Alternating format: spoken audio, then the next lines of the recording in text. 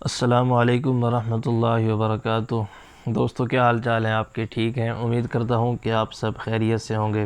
تو میرا یہ یوٹیوب چینل جسے آپ دیکھ رہے ہیں لیو ٹو گائیڈ، تو جس نئے مسئلے کے ساتھ میں آج آپ کے سامنے حاضر ہوں وہ یہ ہے کہ غسل کرنے سے پہلے مرد حضرات ان 3 کاموں میں سے ایک کام ضرور کر لیں، ورنہ غسل دوبارہ کرنا پڑ سکتا ہے۔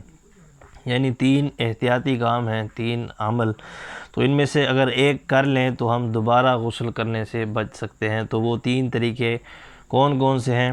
تو اگر آپ نے وہ 3 طریقے جاننے ہیں تو میری گزارش ہے کہ آپ نے ویڈیو کو مکمل دیکھنا ہے۔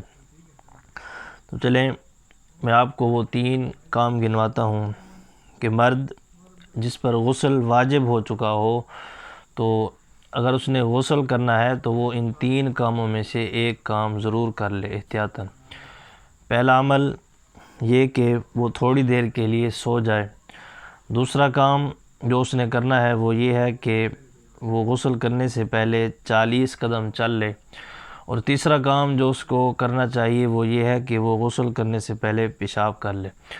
تو یہ 3 کام اگر وہ کر لے گا، ان 3 کاموں میں سے کوئی ایک کام کر لے گا، تو اس کا فائدہ یہ ہے کہ اگر مرد سو جائے گا تو سونے سے جسم کی جو حرارت ہے وہ ختم ہو جاتی ہے، کم ہو جاتی ہے، اور اس کی ریزسٹنس جو ہے وہ ختم ہو جاتی ہے۔ تو اس سے جو وہ قطرات ہیں وہ باہر نکل آئیں گے، مادہ منویہ کے جو قطرات ہیں وہ باہر آ جائیں گے۔ اور دوسری صورت کہ اگر وہ 40 قدم چل لے گا تو حرکت کرنے سے جو قطرات باقی بچے ہیں وہ بھی باہر آ جائیں گے۔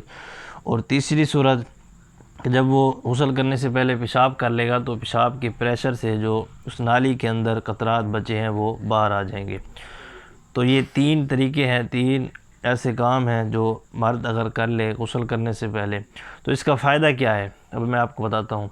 اس کا فائدہ یہ ہے کہ اگر یہ 3 کام، ان 3 کاموں میں سے ایک کام کرنے کے بعد اگر مرد غسل کر لے، غسل کرنے کے بعد اگر وہ پیشاب کرنے کے لیے بیٹھا ہے یا وہ کچھ قدم چلا ہے یا وہ سو گیا ہے، اس کے بعد اگر کچھ قطرات جو ہے مادہ منویہ کے نکلے ہیں تو اس سے غسل پر کوئی فرق نہیں پڑے گا، اس کا غسل ہو چکا ہے۔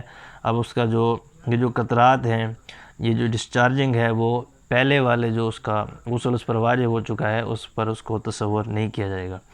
اگر اس کا نقصان یہ ہے کہ اگر اس نے ان 3 کاموں میں سے کوئی ایک کام نہیں کیا تو اس نے غسل کر لیا، غسل کرنے کے بعد وہ اگر پیشاب کرنے کے لیے بیٹھا، ایسے ہی وہ چلا یا سو گیا، پھر مادہ منویہ کے کچھ قطرات باہر نکلے، تو اب یہ جو ڈسچارجنگ ہے اس کو پہلے والے غسل کے ساتھ متصور کیا جائے گا، اس کے ساتھ اس کا تصور ہوگا۔ اب اس کو غسل جو ہے وہ دوبارہ کرنا پڑے گا۔ تو دوستو امید کرتا ہوں آپ کو یہ مسئلہ سمجھ آ گیا ہوگا۔ تو میری گزارش ہے کہ ویڈیو کو شیئر کر دیں، زیادہ سے زیادہ لائک کریں اور چینل کو سبسکرائب کر دیں۔ شکریہ۔